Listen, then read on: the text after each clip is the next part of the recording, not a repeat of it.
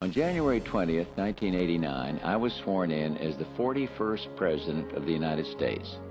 Neil will read what I dictated to my diary the next day.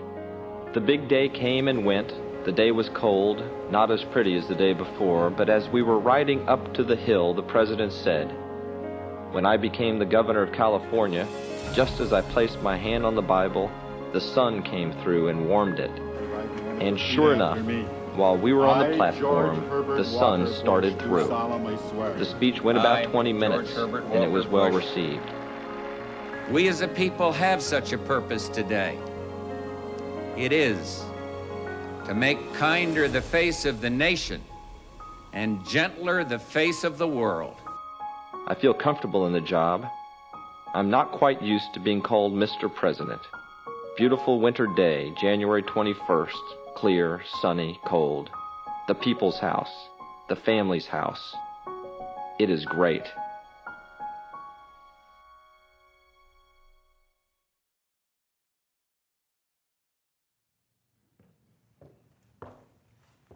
Howdy. The occasion captured on that video, the swearing-in ceremony, took place 30 years ago last month.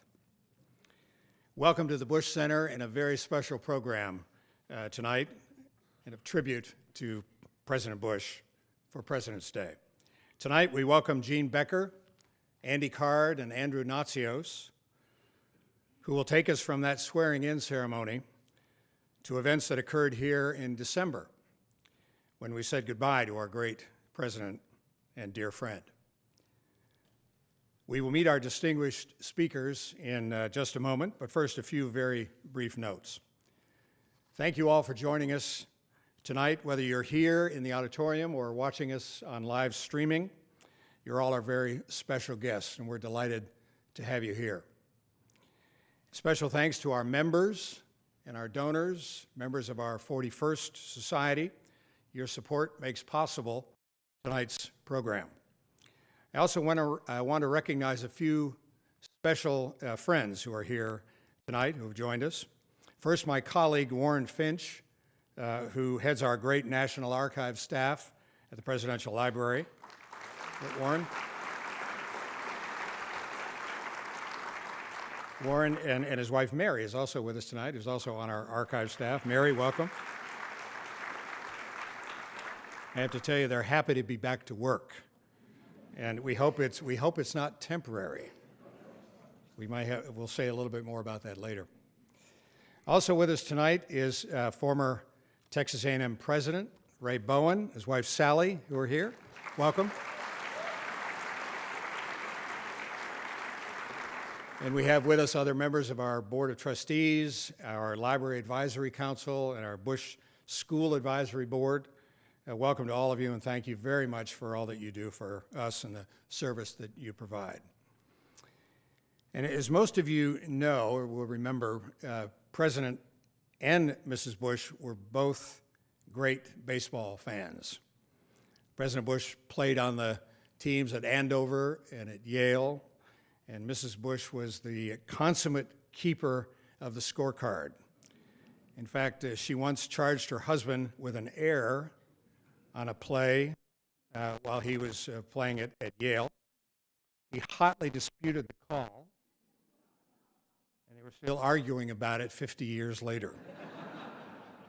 Well, they would have been very pleased to know that their dear friend, 7-time Cy Young Award winner Roger Clemens and his wife Debbie are with us tonight. Roger and Debbie.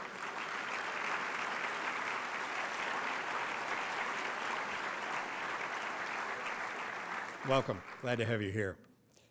Two quick program notes. The information that you saw scrolling on the screen, we are shamelessly advertising our future programs.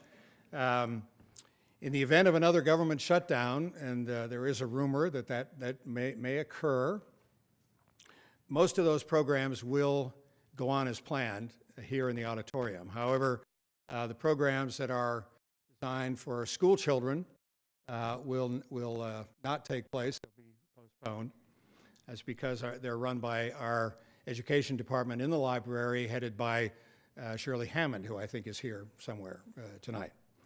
The library exhibits that were mentioned, the Grand Canyon exhibit and the Spies exhibit, will also be impacted if there is a shutdown. So please just keep an eye on our website and other social media platforms if there is a shutdown. And those sites will have up-to-date information on what's going on. We will keep our rotunda open with our gift shop, and the gravesite will stay open. One other note, our speakers will be glad to take your questions tonight. Please put them on the cards that were provided for you when you checked in, and our Bush School ambassadors will circulate through the auditorium and pick them up for you. Andrew Natsios is our moderator tonight. Andrew is the director of the Scowcroft Institute for International Affairs at the Bush School. He's also an executive professor in the school. Andrew is an author, a U.S. Army veteran, former administrator of the U.S. Agency for International Development, USAID. And in the 1970s, Andrew served in the Massachusetts House of Representatives at the same time as Andy Card. You have Andy's and Jean Becker's bios in your printed programs. Hope you've had a chance to take a look at those. Andy is the second longest serving White House Chief of Staff. I used to introduce him as the longest serving Chief of Staff, and when I did that last year, he corrected me. It seems that Sherman Adams, that's what I said, who served as Chief of Staff for President Dwight Eisenhower, actually served 6 months longer than did Andy. Andy served for 5 years, 2 months, and 25 days, the second longest in our nation's history. Jean Becker is the longest serving Chief of Staff for a former president, 24 years. And now in her case, I don't think anyone comes close to that record.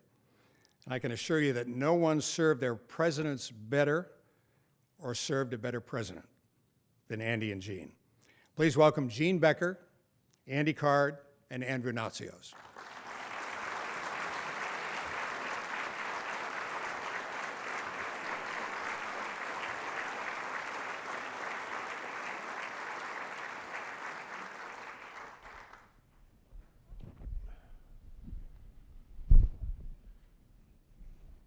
Andrew Natsios has suggested I could speak first, and I'll say, howdy! It is so terrific to be back in College Station at Texas A&M and see so many friends and meet new people, so thank you for being here.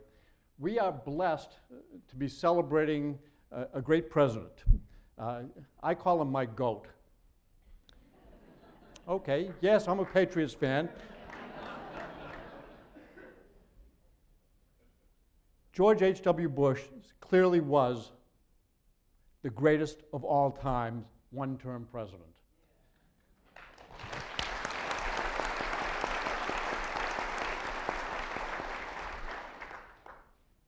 I first met George H.W. Bush. Wait, no, we're going to show the photo first. You're going to show the, oh. We're going to show the photo first. Oh, in case you don't think Jean and I know the president, we've got photos to show that we... So we're going to start with this photo because this is a classic apples and oranges. Actually, it's been on my bucket list to be on the same stage with Andy Card, so now I can die happy. So here we have Andy Card in the Oval Office, and here we have me talking to President Bush while he's wearing an aardvark hat. This would be the difference between our two. I was having a good hair day that day, though. Anyway, I just wanted to show that photo, and then we'll go back to your life story. I met George H.W. Bush in the early 1970s, and I was invited to go to an event where he was speaking, and it was a free ticket. And it was a free ticket, it turns out, because almost nobody was showing up at the event. And I remember him taking the stage. He was chairman of the Republican National Committee. And this was a time when we were in desperate shape in our democracy. Our institutions of government were being challenged and questioned, and it was not a good time to carry the Republican label. But George H.W. Bush, number one, was a good person, and number two, proudly carried the Republican label. I went to the event, and I remember the speech he gave. It was a remarkable speech. It was not the best delivered speech I've ever heard, but it was a remarkable speech because he defended the institutions of democracy. And he called for us to rise up and defend those institutions that keep our democracy strong. And it was such a compelling call that, yes, I decided I liked George H.W. Bush. I had no clue that he would ever run for President of the United States. You know what he's done in his history. He has virtually held every position that you could have to be ready to be president. He was a congressman where he was a customer of the White House, and customers of the White House and Congress don't like being customers of the White House, and the White House doesn't like them as customers, but he learned how to deal with it. He also served as chairman of the Republican National Committee. He served as an ambassador to the United Nations, an envoy to China, the first ambassador to China. He served as the director of the CIA. You know that he ran for the United States Senate in Texas. He served his country as a young sailor on a plane flying missions. He understood institutions, and every institution that he was part of, he made better. In fact, his track record of making institutions better is probably unparalleled. He was called to the United Nations to help give them direction, and he did. He also had to work with the White House and the ambassador to the United Nations. So he got to understand how the White House functioned. When he was at the CIA, he had to work with the White House, go to White House meetings. He understood how it worked. When he was vice president, yes, he worked at the White House. But he also learned how the White House functioned, and he made it function better. When he became president, he took all of that experience and he molded an organization in the White House that became the best institution of democracy in the world, and it functioned quite well. You remember during the Reagan administration, there was a controversy called Iran-Contra, and there was an investigation of what happened in Iran-Contra. During that investigation, a number of recommendations were made. The recommendations were made in something called the Tower Commission. Senator John Tower led the commission, and he made those recommendations with the support of a fellow by the name of Brent Scowcroft. And those recommendations related to how the White House had to change its structure in the national security process to make sure that the Iran-Contra problems didn't happen again. President Bush, when he took office, implemented all of the reforms that had been recommended by the Tower Commission. Brent Scowcroft was the national security advisor. He made sure it happened. And I was a witness to how the institution of the White House became stronger because of the way President Bush understood the institutions of government and how he worked to polish them to be even better, and how he allowed for more people to have more voices in the White House so that the president wasn't getting monolithic counsel, was getting lots of challenging decisions to be made, and was presented the very best information. And then the president made those decisions. I also was struck by how the president taught other presidents to be good at their job. And I'll say this, as vice president, he helped teach Ronald Reagan to be a better president. And it was because he understood the institutions of government that helped the White House do the job and helped the president be better informed. He was the one that understood the value of the CIA in a document called the PDB, the President's Daily Brief. It's an important document. It's like a super top secret document in Washington, D.C., and everybody wants it, but nobody should have it except for the president. Vice President Bush made sure President Reagan understood the value of that document and the value of the institution of the CIA as they did their work. And he made sure that President Reagan understood the need to have those briefings every day, not just in writing, but frequently with people. And when President Bush became president, succeeding Ronald Reagan, he made sure that he got his PDB briefing not just on paper, but with the CIA director and a briefer every day. He took it seriously. It was the first task that he started with every single day. And he made sure that the institution of the CIA understood how respected they were and that they could be challenged, but they would be challenged to make a product that was better for the president to be able to do his job. That was how he took and organized the White House. The picture of me sitting in the Oval Office was kind of on the first week of the Bush presidency. And it included Fred McClure, sitting right down front here, when the president was talking about the other institutions of government and how we should strengthen them. Fred's job was to help make sure that we respected the institution of Congress and helped that institution have a better understanding of what was happening in Washington, D.C. So I was a witness to how the White House was organized and how the president gave definition of respect to every institution in government so that they would produce product that could be respected as a president had to make tough decisions. And the president had to make brutally tough decisions.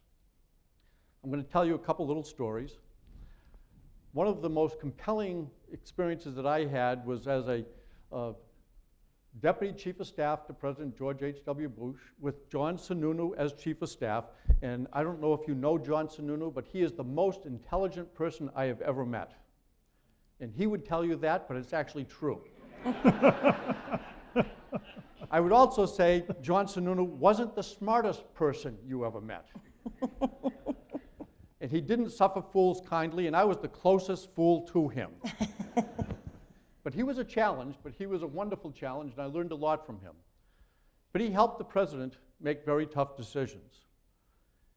And one time, and you may remember this, there were challenges in Panama with Manuel Noriega.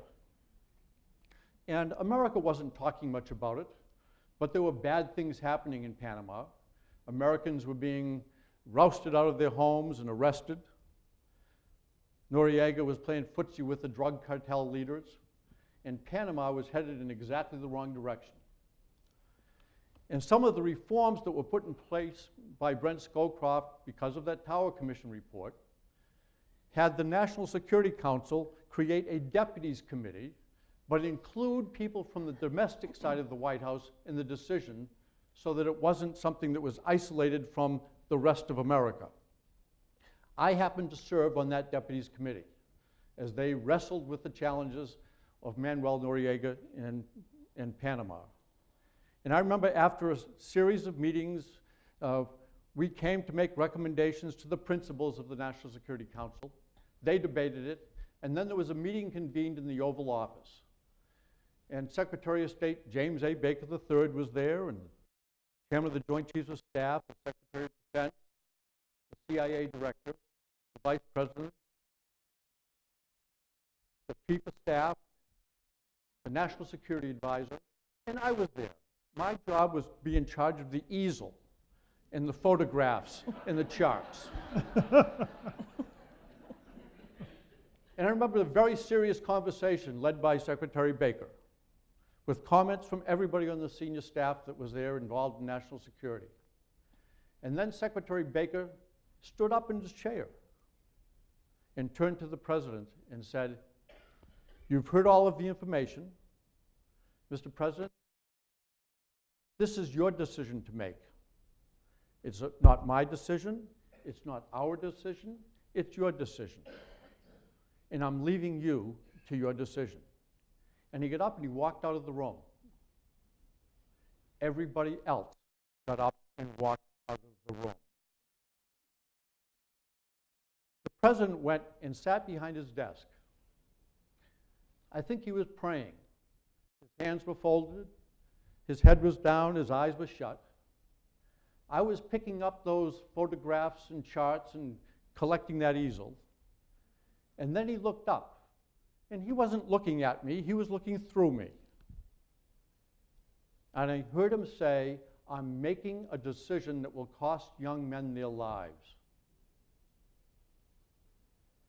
Without saying anything else, he got up from behind the desk and he walked across the rug in front of that desk over to the door that led to the Rose Garden, and he started walking around the south grounds of the White House. And I was shaking. I said to myself, I've just watched a president make a presidential decision. And I was so impressed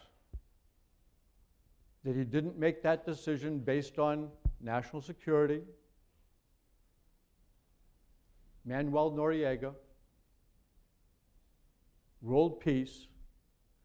He made the decision conscious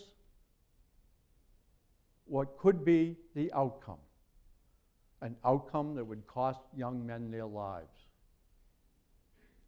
That was truly a presidential decision, but it's not the end of the story. A month later, the president was getting ready to go to Cincinnati, Ohio, and speak to a group of students at a high school and promote education. My job was to help get the president ready for that trip. And I would always check the zip code and the mail that came in from the zip code where the president was going to see what was on the people's mind. And I saw, when I was checking the mail that had come in, that there was a letter where someone from the zip code had asked to see the president. And she wanted to see the president because she wanted to call him a murderer to his face. And I said, whoa, what is this about? And sure enough, this woman had a son who had died in Panama. And the president had written a handwritten note to her. And then she wrote a letter back saying that she wanted to see the president and call him a murderer to his face. I could tell from the correspondence who the action officer was in the White House, and it was Brent Scowcroft, the National Security Advisor. So I went down to his office, and his assistant was there, and I said, do you remember this letter? And they said, oh, yes. The president wrote a handwritten letter, and then the Department of Defense was following up on this following letter. And then my pager went off. This was before cell phones. And there was a little code on my pager. And the code was that the president was looking for me. I ran right out of Brent's office down to the Oval Office, and I walked in. The president was sitting at his desk, and he says, Andy, I'd like you to do something. And then he started to tell me what he wanted me to do. And then he interrupted himself. He said, what's bothering you? Something's bothering you. I said, oh, don't worry about it, Mr. President. He said, no, what's bothering you? I said, well, you're taking a trip to Cincinnati in a couple of weeks, and I'm working on the plans for your trip. And I was checking the mail, and someone wanted to meet with you. And he said, well, what do they want to meet about? I said, Mr. President, they wanted to call you a murderer to your face. And he said, that's a little harsh. What's it about? And I told him the story. And he said, of course I should meet with her. Fast forward a month, we go to Cincinnati, Ohio. The plane lands in Kentucky. The helicopter takes us over to Ohio. We get into a limousine, we drive over to a high school. The president goes in and he meets with students and faculty, and then he gives an address to the greater population in the gymnasium. I get down to a classroom where a family has gathered. And it's the mother, brother and sister, and the stepdad of the young soldier who died. And I walked in with Marlon Fitzwater at my side. And the mother just lets me have it. And Marlon, profile and courage that he is, says, I'm leaving this to you, and he walks away.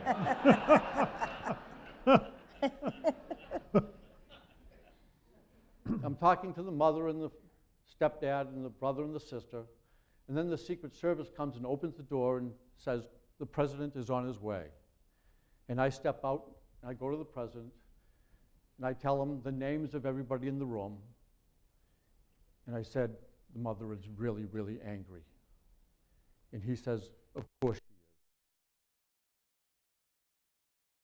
And he walks into the room.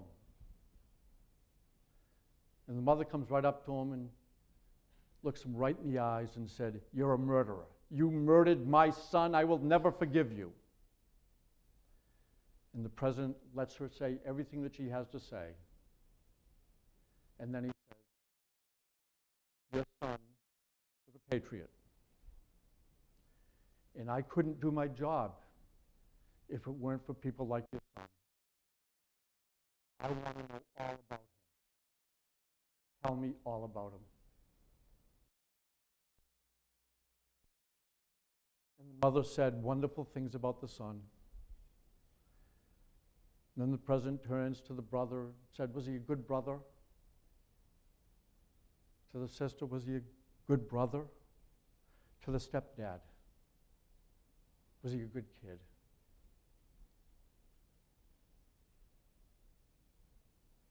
People were crying.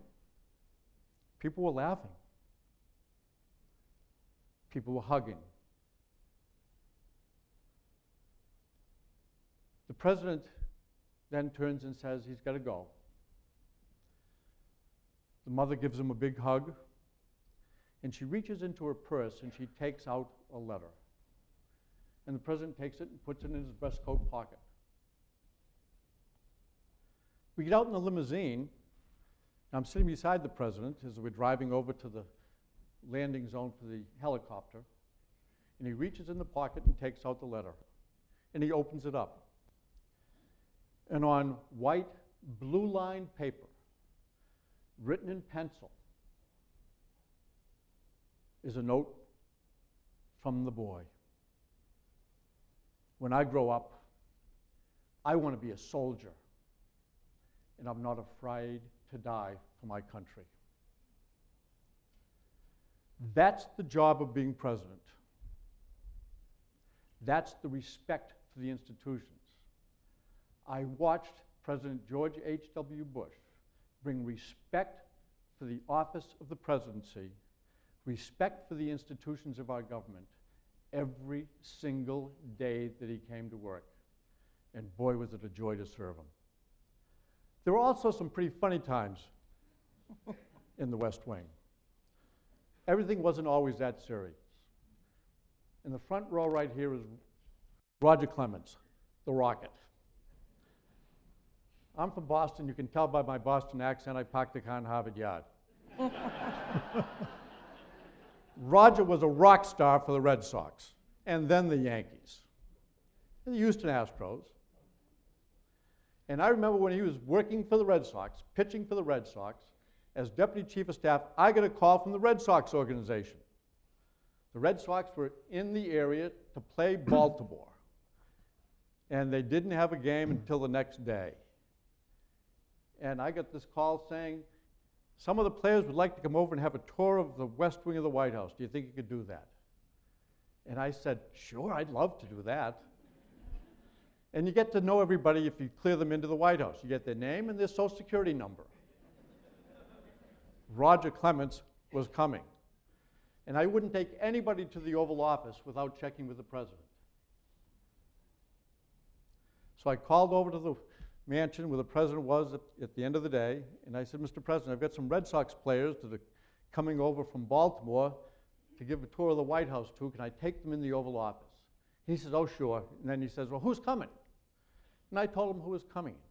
And I got to Roger Clemens. He says, the Rocket's coming? I said, yes, sir. He says, tell you what, give him a special tour. Have everybody, show everybody else the Oval Office, but then bring Roger back, and I'll come over and say hi to him. But you just bring him into the Oval Office, tell him what's going on, and then I'll show up. So I take Roger into the Oval Office, and I'm describing the rug, the desk, the paintings on the wall, and then there's pictures of the president's family on the table behind the desk. And Roger goes over and is looking at the pictures. Sure enough, there's one picture that is laying on its side. Roger, being the polite person he is, picks up the picture to put it up the right way. And there's a recording on it from the president's voice saying, get your hands off that picture! Roger jumps back, And coming out of room 600, which is the bathroom, comes President George H.W. Bush saying, "I got you."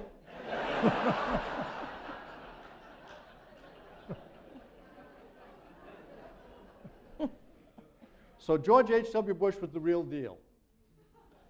But his real interest was in making sure that all of our institutions were stronger than when he entered them. And he certainly did that at the White House. George H.W. Bush was the greatest one-term president in our history because he didn't get a second term.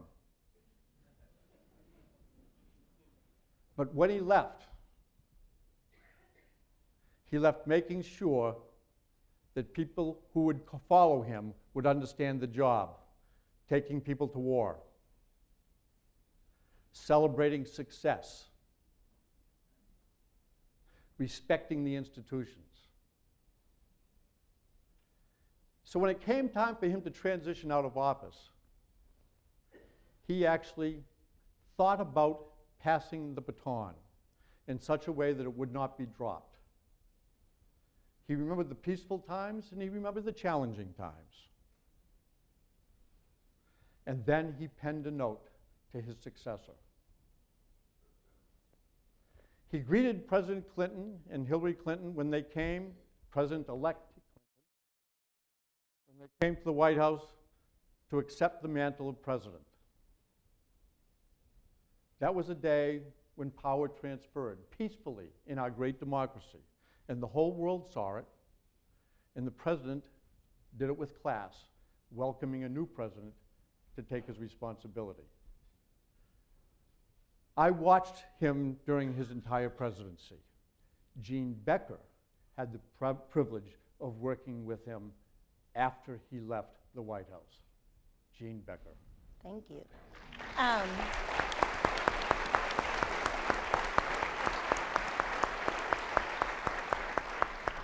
Do we want to show the video? Are you giving an order or asking a question? Now that it's going to show... The worst will be saying goodbye to the staff today. But if I lose it, too bad. They've been a part of our lives, and they know we care.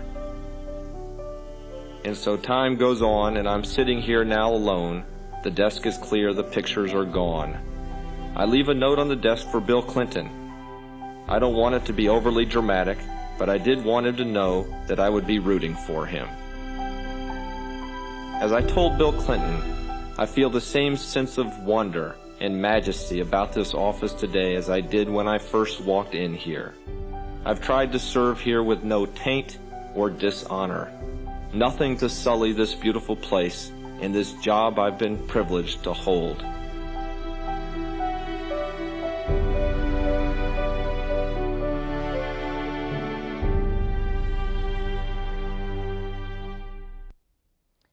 So, as David said, actually March 1st would have been the 25th anniversary of my being President Bush's chief of staff. It's sort of funny. I worked for Mrs. Bush at the White House. I was one of her deputy press secretaries. And I came to Houston to help her write her memoirs. And about the time we were done with that project, President Bush's then chief of staff, Rosa Maria, retired. And he asked me if I would stay just for a couple months to help fill in, because he didn't know who to hire as his chief of staff. And I told him I didn't know how to be a chief of staff. I said, I've never been anyone's boss. I've never done a budget. I don't know how to do it. And he said, well, just do it for 2 months and then we'll figure it out. We never talked about it again. So for almost 25 years, I lived in fear that he was going to come in my office and say, Gene, I've hired a new chief of staff. But obviously, to all of you here, working for President Bush was what an incredible honor and privilege. And you can just leave that picture on the screen. I think a day did not go by that I did not learn something from him. And I did live in fear, however, on those days. President Bush used to get to the office at 7 o'clock in the morning, and at least 2 or 3 times a week, he'd come in my office and he would say, Gene, I have an idea.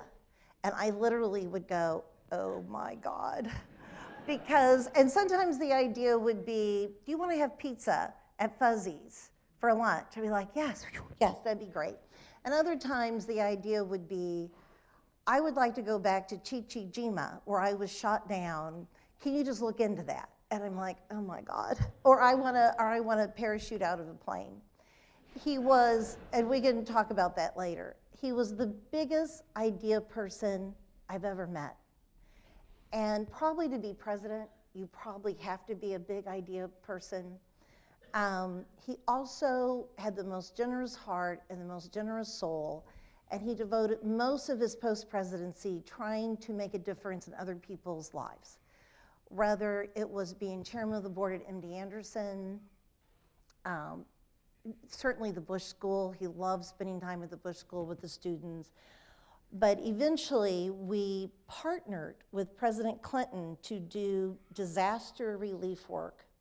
And if that picture and if that partnership doesn't tell you everything about the man, that the man who defeated him in 1992 truly became a best friend and like a friend to him. This picture was taken when we were in Indonesia after the tsunami that hit South Asia, Christmas Day 2004, when then President George W. Bush asked his dad and asked President Clinton to head up private disaster relief in this country.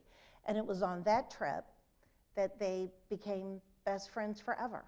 And after that, we did Hurricane Katrina, we did Hurricane Ike.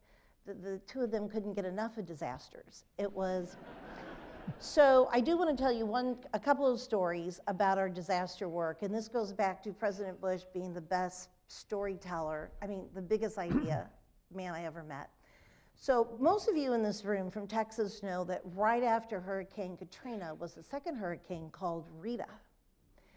I know, I heard that murmur. Rita was horrible, and it ate up the rest of the Texas and Louisiana Gulf Coast that hadn't been destroyed in Katrina.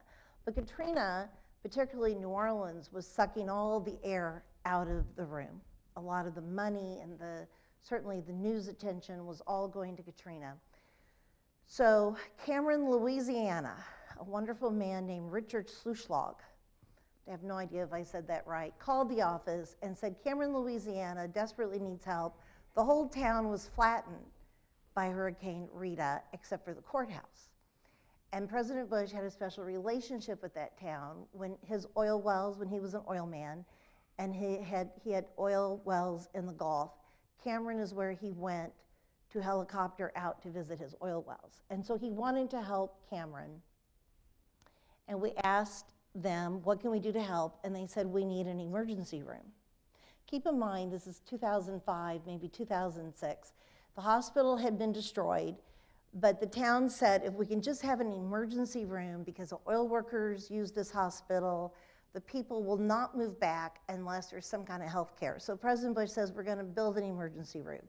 So we raised $1 million, and the week before Christmas, President Bush is going to Cameron, Louisiana, to give them $1 million check.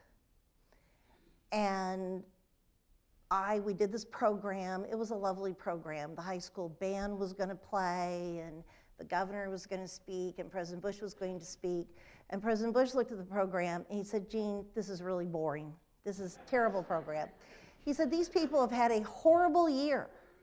We have to do something special for them. And I confess that I said, with attitude, a little attitude, I personally think a former president going the week before Christmas with $1 million is special. What do you have in mind? I got nothing. So he said, I have a great idea. That was one that I'm like, he says, there's that guy who stars on that TV show, ER. He says, get it, ER? And he says, George Clooney. We'll get George Clooney to go with us. Well, here was the big problem. He was watching ER in reruns on TNT. ER had not been on television for years, and George Clooney had been off. George Clooney was off doing all those ocean movies, Ocean 11, Ocean 12. George Clooney was this big superstar, and President Bush said, you know, he's on this TV show called ER. And he says, Gene, do you get the connection? I'm like, yes, I get the connection. To make a long story short, George Clooney came. He picked up who he called was his old friend, Jerry Weintraub, who was a big Hollywood producer who produced all the ocean movies. And one thing led to another. And George Clooney agreed to come as long as we found him a plane. And I was sick as a dog, but oh yeah, I went. And on the plane coming home, I asked George Clooney, why did you do this? Why did you do this? You don't know George Bush. He's a very liberal Democrat, not that politics mattered. And he said it touched him when everybody was in New Orleans, where all the media was, where all the lights and camera were, that President Bush was helping this town in Cameron, Louisiana. No attention, no nothing, and he loved the ER story. So he came, and the two of them were friends for the rest of President Bush's life. And I was amused that every time George Clooney was nominated for an Oscar and didn't win, President Bush would write him a little note saying, Barbara and I are just devastated that you didn't win last night. It was very sweet. But what touched me about President Bush is he helped in big ways and small. What he did with President Clinton, the two of them raised hundreds of millions of dollars for disaster relief for either Asia or here in this country. But he also was the master of the small touch. And can we put the picture up of, that picture went viral when he did that. So sitting on his lap is a then 3-year-old, the son of a Secret Service agent who was diagnosed with leukemia. And he was undergoing treatment at MD Anderson, and sweet Patrick lost all his hair. So some of the Secret Service agents decided his father shaved his head to support his son. Some of the Secret Service agents shaved their heads, and President Bush decided he should shave his head to support this little boy and to support his Secret Service. I might add, he did this without telling Barbara Bush.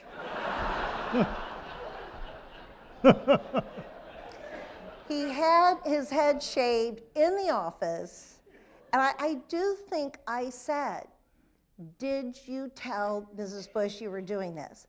I think I said it, and he didn't care. And her reaction was fascinating. But this, and probably some of you men who have receding hairlines, you may not think this is a little thing, but this was just a small touch for him to shave his head. And that picture, it was up in Times Square, and the big Times Square billboard. I still remember watching the NBC Nightly News that night, and a lot had happened that day. I can't remember what all had happened, but it was a big news day. And I think it was Brian Williams quickly went through war and death and destruction and hurricanes and murders in about 2 minutes. And then he said, despite all of this, the picture everyone is talking about today is this one. And they showed that picture. And in the 24 years I worked for him, I think I learned something from him every day, to think big, to always think of the other person, and to have fun. I think we have a parachute photo. He did, I told you I went backwards, I'm sorry. This is him. This is on his 90th birthday, I believe. We're in Kennebunk Court. He jumped onto the property of St. Anne's, the church they attended, which Mrs. Bush thought was a very good idea. So if it went wrong, we could just go in the church and, have a little ceremony. I remember when he decided to jump, I think he jumped something like 8 times in his post-presidency, and he just loved it. He absolutely loved it. And he said that part of the reason why he jumped, beside the fact it was fun, is because it showed when you're an old guy, you don't have to sit in a corner and drool. That's an exact quote. that you can get out there and do stuff. And of course, but through parachute jumping, we raised a lot of money for charity. So we can go back to that other picture with all the presidents. I'm hoping that some of you, this was taken just a little over a year ago. This is here in Reed Arena. This is the huge fundraiser we did for One America Appeal. That was what the former presidents founded to raise money for hurricane relief. After Harvey, President Bush decided we have to do something to help. We were going to do an event here at the library to celebrate the 25th anniversary of the library, 20th anniversary of the library. Larry Gatlin was coming. We're going to put a tent up at the plaza. It was going to be this little event. So I called David Jones. We decided to turn it into a little fundraiser, and then we called George W. to see if he would come. And within 48 hours, we had every former president involved in this event. And you're going to swear that I'm lying to you, but this says a lot how these men felt about him. We did not invite any of them to attend this event here in College Station. None of them were invited. I had called 43's office because it was Texas, and they said, of course, he will come. And then I just casually mentioned, I think, to President Obama's chief of staff, you know, if President Obama is in Texas, in September, we're going to have this event. And she called and said, yes, he would like to come. Well, then President Clinton got word that President Obama was coming. He was not going to let President Obama come down and be with the Bush boys by himself. So then he came. And then President Carter's chief of staff called me and said, is everybody coming? And I said, yes. And she says, well, President Carter wants to come. President Bush was the dean of the former presidents. It was not an official title. There was no election. They followed his lead. And whenever the former presidents would get asked to do something, and I'll give you a great example, Major League Baseball one year, during the All-Star game, they wanted to highlight volunteerism and civic engagement, and they wanted all the presidents to cut a video. And we said yes, and then everybody else said yes. And when they came to videotape President Bush's portion of it, the Major League Baseball person said, you do know none of this would have happened unless President Bush said yes.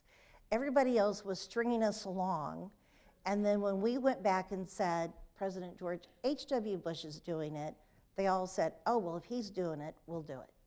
And that's what happened with One America Appeal. Their respect for him knew no bounds. I really am worried about the former presidents completely falling apart now without his leadership. But anyway, that was a little over a year ago. And as a lot of you know, we went from Larry Gatlin in a tent to this huge event at Reed Arena. One of my favorite things ever was to tell President Bush that Lady Gaga was coming. He had no idea who Lady Gaga was. No idea. But he was quite enchanted with her. And I'll just say one last thing, and then you might have questions. So Lady Gaga met all the presidents, had her picture taken with them. And I'm no fool, I was going to say hi to her. And I tried to talk to her, but she couldn't talk. She was overcome with emotion. And she said, I can't talk. She says, I can't believe what just happened in that room. And that was the influence of George Herbert Walker Bush.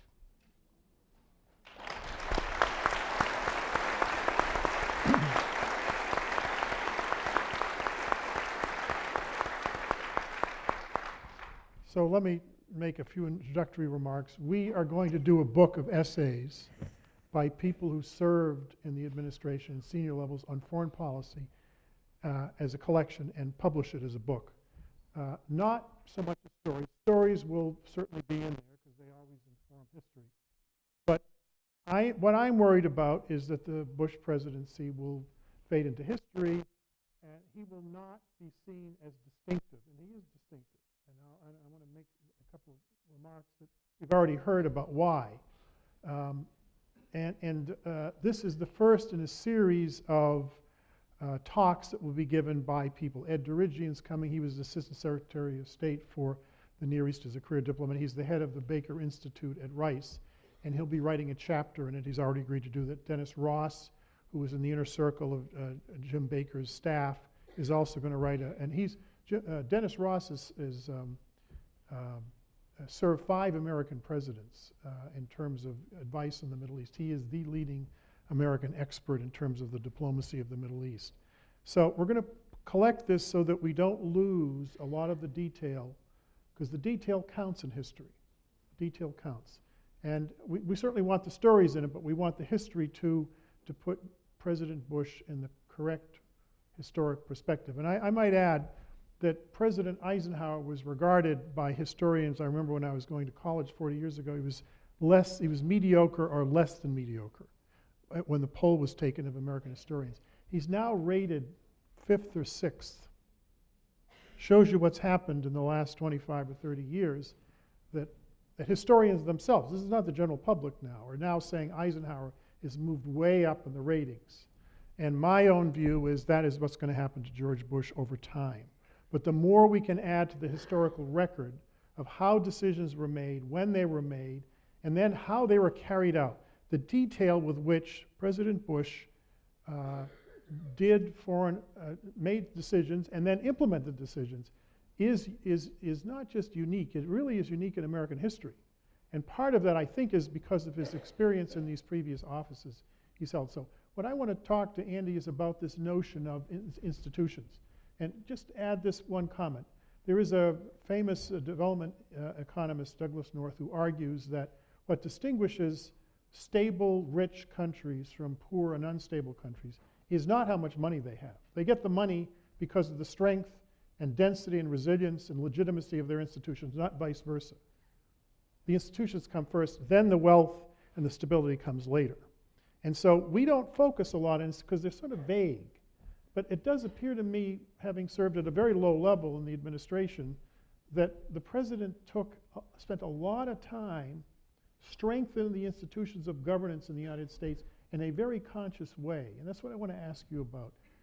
How did he do that, and why did he do it? I think that he was instilled by his parents with a sense of duty. And he lived his life with a sense of duty. And literally, he cared how institutions were serving us, the people. And that we had to be knowledgeable, the institutions had to be knowledgeable. So in the White House is, Roger B. Porter is a professor at Harvard, and he served a number of presidents. He wrote a book on White House organizations, and he said that the job of the chief of staff is, number one, the care and feeding of the president. And believe it or not, that's a big part of the job. Presidents are very well cared for and well fed. The second part of the job is policy formulation, and that's what you all think the job is about. And the truth is that job is tough because it's not the policy that's tough, it's the smart people who are involved in the policy are tough because they're all overly confident of their ability to advise the president. They may not be right, but they are always certain. And so the job of a chief of staff is to make sure no one bullies the president into a decision. The president makes the decision with good information. And then the final responsibility that Roger Porter suggested is that the chief of staff's job is marketing and selling. And that's kind of an ugly term that's used, but I think there's truth to it. If the president makes a decision and nobody knows about it, did the president make a decision? No, because somebody has to be told to implement it, because the president can't really implement anything. So the chief of staff's job is to take the president's decision and then make sure people understand what the decision was so that they can implement it to live up to the president's expectation. But the biggest part of that process is called a process. Policy is unbelievably easy to make up. You make up policy every morning when you wake up. You probably all have opinions. You wake up with a policy, you know you're right, you turn on Fox News and you're confirmed, or you turn on MSNBC and you're confirmed. So policy is really easy to make up. What you want to have is a process in policy, and this is what the president brought to the White House. He knew policy was easy to make up. He wanted policy to be challenged in what underlying principle is reflected in this policy. Is it free trade? Is it democracy? Is it what we believe in? Number two, who are the people that will benefit by the policy? Who are they? Who are the partners that will recognize that it's the right thing to do even though they won't get the direct benefit? What is the process for understanding how the policy will be implemented so that we can understand any consequence along that process route and minimize the number of unintended consequences with the result? And then finally the test was, is this a presidential decision or is it just a government decision? Because if it's a government decision, somebody else in government should make it. That was how the president organized the White House around policy. So it wasn't just making up the policy. It was being challenged to defend why the policy fits the president's expectations of free trade, of capitalism, or appropriate risk-taking, rewards. What is the process that's going to define that this policy is right? Who will be benefiting by it so we can talk about them? Who will be partners so that we can help get it done? And then, how is this going to be implemented? How will we get the policy implemented? And what will the results be? So he pushed, and there were far fewer unintended consequences to the Bush policy initiatives than any other president. And it's because the president had the discipline to say, I want to understand more about how it will be implemented, who will be helped, and why, and how, and is it right? So I think that's a big part of the debate in organization is don't just organize to organize, organize to produce a result. And President Bush believed in institutions being organized to produce results rather than just serve an institution. Serve the results that make a difference for people, and that's what he did. And he had the discipline imposed on the staff to make sure that everybody's views were welcome. And they were challenged. And the decisions were left for him to make if they were presidential. They were assigned to other people if it was just a government decision. So he made the important decisions, and he did them well. And everyone didn't go the way he wanted all of the time. But he had a better track record than almost any other president. I'm going to take a wild guess that the George Clooney story's not going to make it in your book. I don't really like George Clooney, so he's definitely not going to be in the book. That's another subject. I'll tell you a story, though. The president had a USAID, our hat from AID, on his head with President Clinton. And there's a story that goes with it. We had a ceremony in AID for all of the staff. There were more than 100 of them who had worked on the response to the Aceh tsunami. Remember the tsunami that killed 130,000 people in Indonesia? I think it was just before or after Christmas. It was Christmas Day, 2004. 2004, that's right. Yeah, it was. And we sent teams in, and President W. Bush asked the two of them to raise money for the response, and they raised a huge amount of money. And then we asked them to come to thank the staff. Well, the same day that we were having the event, a young woman was coming back from the hospital after being out for several months. She was 22 years old. She had just joined the AID staff and the Office of Foreign Disaster Assistance, which I ran for Bush 41, more than 30 years ago exactly, actually. And she was in Darfur. Remember the atrocities in Darfur? 300,000 people died in the terrible civil war there. The atrocities committed by the Sudanese government. President Bashir has been accused of genocide. Actually, he's been indicted for genocide for what he did in Darfur. Anyway, she was in one of the teams, and a sharpshooter from the secret police had shot her through the face. And it went through her face and the side and blew out one of her eyes. She almost bled to death. We brought her out very quickly. And she's 22 years old. This is her first DART team, Disaster Assistance Response Team. We say, by the way, they named George W. Bush, their kids in the Darfur camps are named George W. Bush Muhammad or Abdullah or whatever. I took reporters with me and they said, Andrew, you're making this up. I said, go in the camps and ask the kids' names, small kids. They named their kids after W because of what President Bush 43 had done to support human rights and disaster response in Darfur. But they also named, the Kurds named 41, they named their children after 41 because of what he did in Kurdistan after the Gulf War. So there are a lot of George Bushes around in a very interesting way. But the day that the two presidents came to thank the staff was the day that this young lady came back from recovery. They had given her a prosthetic eye, so you could not tell that she only had one eye, and the plastic surgery was so good you could barely see that she had been hurt. And I remember telling the two presidents who she was and what had happened. There's nothing to do with Darfur, but everybody knew Darfur was a big issue then. And they both went up and hugged her. She cried, they cried. It was very emotional, very emotional. So that's a very memorable time because no president ever visited AID until that point, let alone two former presidents. It was a great day. It was a great day. It was a great day. Yeah. So I think we have questions. you have questions? Okay, thank you. David, aren't we doing this till 10 o'clock? No. I had more stories. Okay. Okay. Why They're do you good think? stories too. Yeah, yes, I'm telling stories, and I said I wouldn't do that, but I have. But that photograph brought it back. Why do you think President Bush and Secretary Baker had such a deep trust? And I've asked career diplomats who the greatest secretaries of state were since the Second World War, and Jim Baker is always listed as either second or third since World War II.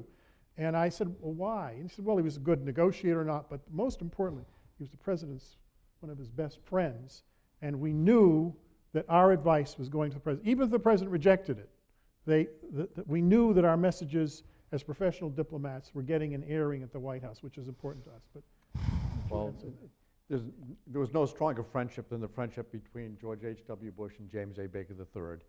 And it started on the tennis court, and then it became a friendship of true love when Jim Baker's first wife was challenged with cancer and dying. And the president, or George H.W. Bush, George Bush, was a true friend to Jim Baker and helped him lift him out of depression, introduced him to the opportunities that would come in politics. And Jim Baker was not planning on being in a political career, but I think that it was George Bush as a friend taking care of James A. Baker III and inviting him to see the other opportunities in life that could come after he'd gone through such a horrible tragedy with his wife. And their friendship is almost indescribable. And they also had tremendous mutual respect for the burdens the others carried. And they helped them carry those burdens, whether it was in life, in public policy, or in public service. And I watched many times Jim Baker lift George Bush, and I watched George Bush lift Jim Baker. And probably the greatest tribute ever was that George Bush's last day on earth was with Jim Baker. He was there the day he died. And actually, even more touching than that, he repaid the favor to President Bush when Mrs. Bush died. About a week before Mrs. Bush died, President Bush's brother Bucky died. It was not a good year. Actually, Bucky had died in January, but the funeral was in April in St. Louis, and President Bush was determined to go. And we went. I can't believe we went, but we went, and I went with him. It was a hard trip, and Secretary Baker went with us. And Secretary Baker, it was a Saturday, and Secretary Baker tried to claim to me that he and Bucky were very close. No, they weren't. I mean, they weren't close. He went to be with President Bush. And on the plane coming home from St. Louis, and we brought some of the Bush kids home with us because we knew the end was near for their mom. But Secretary Baker asked me, he said, you know, George Bush helped me get through my first wife's death. Do you think I should go talk to him about this? And I love that he asked me that. And I said, yes, I do think you should go. And just watching the two of them on that plane, Secretary Baker did for him what President Bush had done for him back in the 1960s. And he was there the day President Bush died. It was just, they were just the best friends ever. The last time President Bush went out in public was to go get oysters with the two of them went and got oysters at Christie's and then went and voted. You know, their relationship in government was very candid. It was, they did not tell each other what they wanted to hear. They talked about what they needed to hear, and they spoke very candidly. I was a witness to some of those conversations. I don't think I would have had my opportunity to serve President Bush or anyone in the White House if it hadn't been for Jim Baker. It's forgettable to everyone except for me and my wife, but I did run for governor one time, and I ran for governor of Massachusetts in 1982, and I like to say I came in third. My son, who was 7 at the time, yanked my pant leg on the stage the day after the election and said, "Dad, you came in last." But literally the day after the election, I received a phone call from James A. Baker III, who was Chief of Staff to President Ronald Reagan, and he asked if I'd like to consider coming to Washington, D.C. to work for President Reagan, and that invitation changed my life. So the two greatest figures in my life that are not members of my family are George H.W. Bush and James A. Baker III. Barbara Bush was known, Jean, as a straight talker. What is the best piece of advice she has given you over the past 25 years? Oh my gosh. Working for Barbara Bush, I actually worked for her for 30 years because I worked for her in the White House. And I loved, what did you tell us what you did? I was her deputy one of her deputy press secretaries. The title's bigger than the job. I was really very low on the totem pole. And I wrote 2 books with her, which was interesting. We had a lot of fights. But Mrs. Bush, I actually am writing a book called Pearls of Wisdom. The woman gave more advice than anybody in America. It was great advice. And so we're doing this book, and all proceeds will go to the Barbara Bush Foundation for Family Literacy. I'm sure David will have me here to promote the book so all of you can buy it.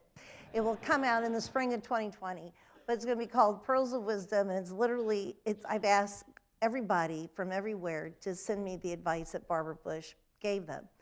And probably the most honest advice, and I'm getting this from everybody, is just to be yourself. She didn't like phony baloney people at all. And she didn't like, even as Laura Pears from our staff is here, and Laura has so many stories about Mrs. Bush and her hair color, because Laura likes to play with her hair, and Mrs. Bush would be like, "What are you doing? Just go she was just, everything about her was natural, and she said exactly what she thought. I loved writing speeches for her.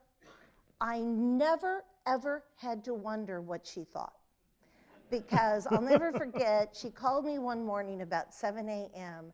to tell me that something I had put in one of her speeches was the dumbest, worst thing that she had ever read in her life. And I hate to tell you all this because you're going to judge me.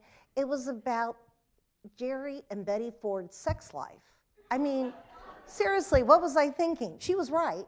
But you never had to wonder about her because she told you what she thought. And my sisters and my family swear I'm turning into her. I'm okay with that. So I'm okay with that. Well, I have another question that's not on the list. Tell us how President Bush, after he retired involuntarily, interacted with friends of his who were world leaders, Brian Mulroney, Margaret Thatcher, others who he dealt with when he was in office and when they were in office. Did he talk with them often? He did. Andrew's trying to get me to tell him something for his book. I've already told him. I'm not going to tell him. Well, you need to have a couple of glasses of wine. I can get you to tell a lot of things.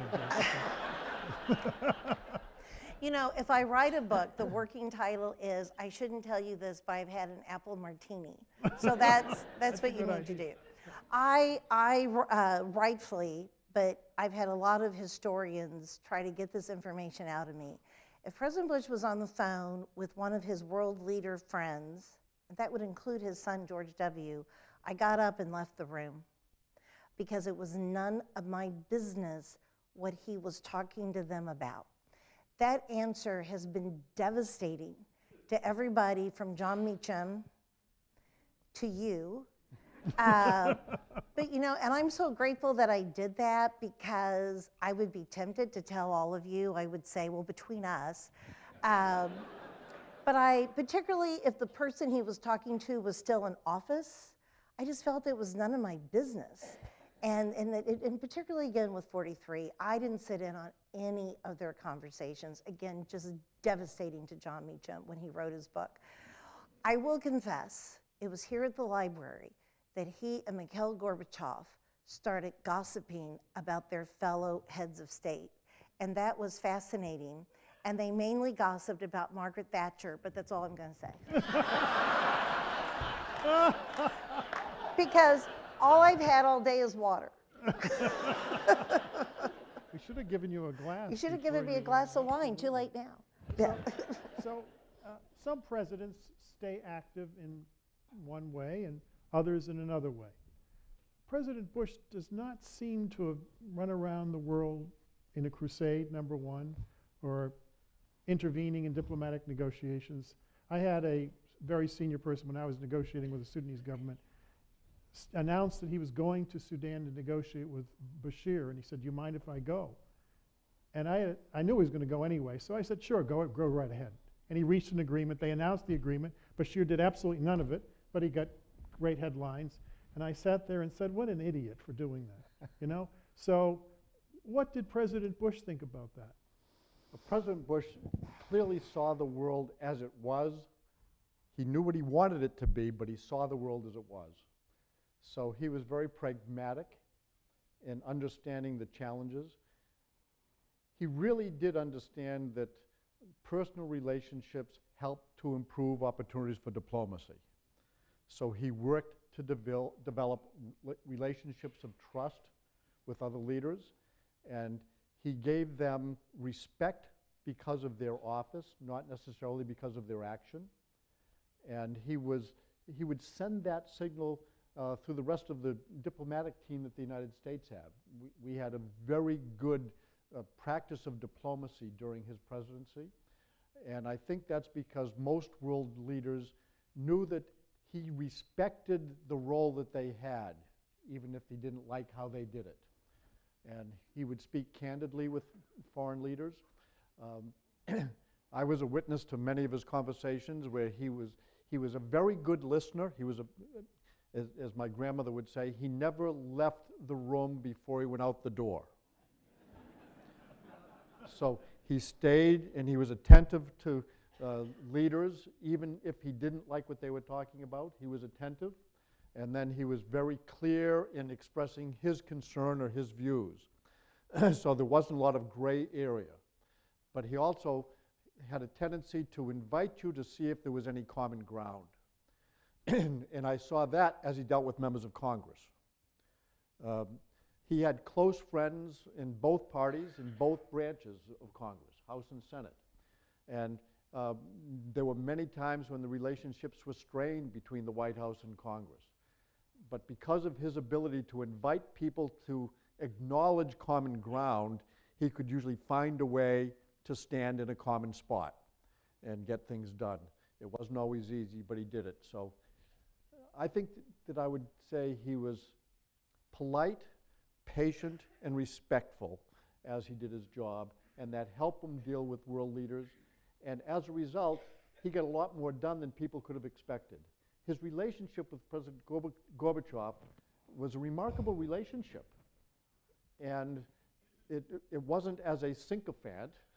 It was someone who respected a burden that Gorbachev was carrying when the wall came down. And he knew that Russia was going to be challenged, and he did not want us to complicate Gorbachev's ability to lead his country hopefully in the right direction. And I think that patience challenged other leaders in the world to say, what are you doing? And it proved to be the right thing.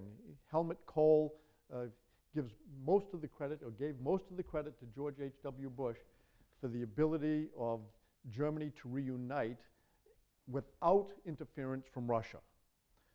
And that was a pretty remarkable thing. And it took true patient diplomacy for that to happen. And it was the personal relationships of respect that President Bush brought to the challenge.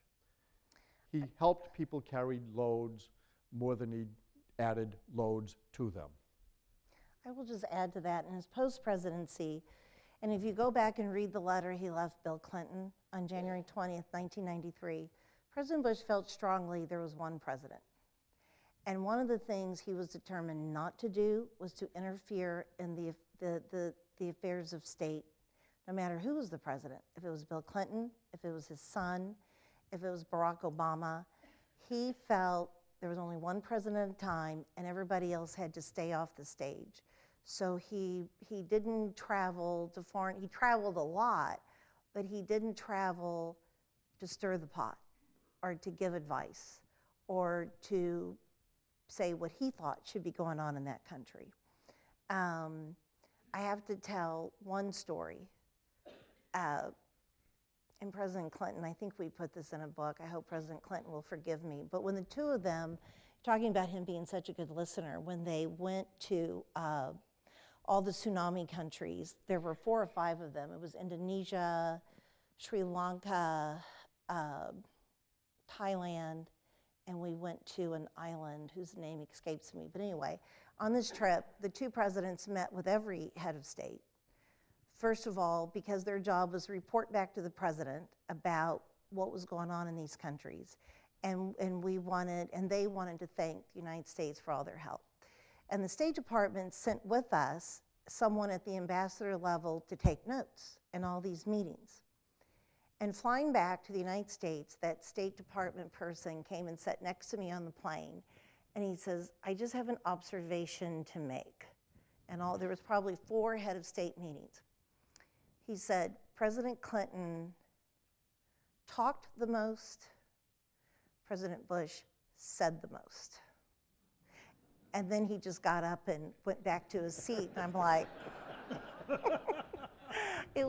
I love that, and but it said a lot. He was such a good listener, but when he spoke, he carried the weight of his character and just the huge respect that people had for him everywhere. Again, that picture of all the presidents at One America Appeal. Actually, one of the last people he saw was Barack Obama. President Obama was in Houston and asked to come see him. And it was 3 days before he died. And, you know, they loved him. So I think it's, yes, David's given me the nod. So all of you here in Texas, all of you here in this room, you all know that he was a great man.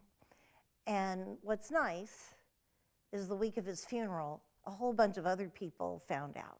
There's a whole new generation of Americans who were introduced to George Herbert Walker Bush. We gave him a great send-off, and there was a lot of wonderful things said. And we still are getting mail and emails, and people were just blown away by him.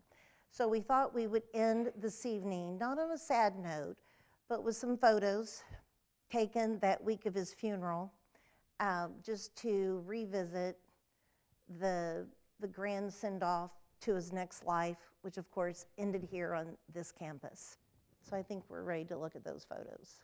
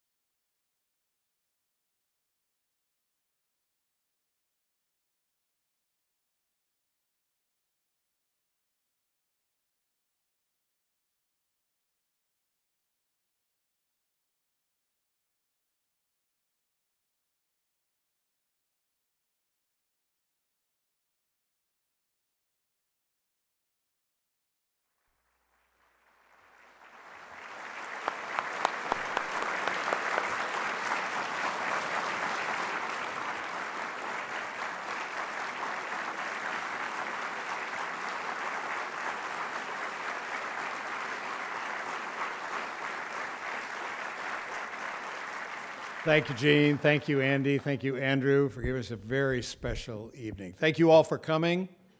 Please come back and see us again soon. Good night.